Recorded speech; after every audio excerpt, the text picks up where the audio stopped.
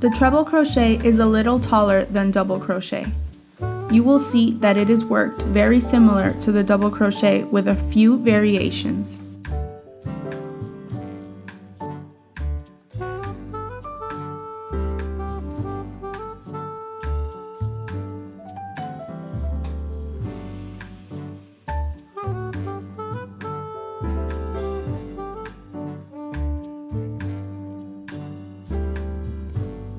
To work a treble crochet, yarn over twice and insert your hook into the stitch indicated in the pattern.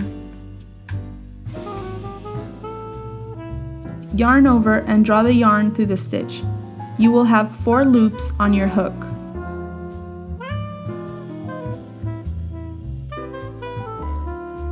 Yarn over again and draw the yarn through the first 2 loops on the hook. You will have 3 loops on your hook. Yarn over and draw the yarn through the first 2 loops on the hook again.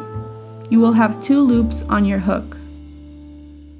Yarn over one last time and draw the yarn through the rest of the loops.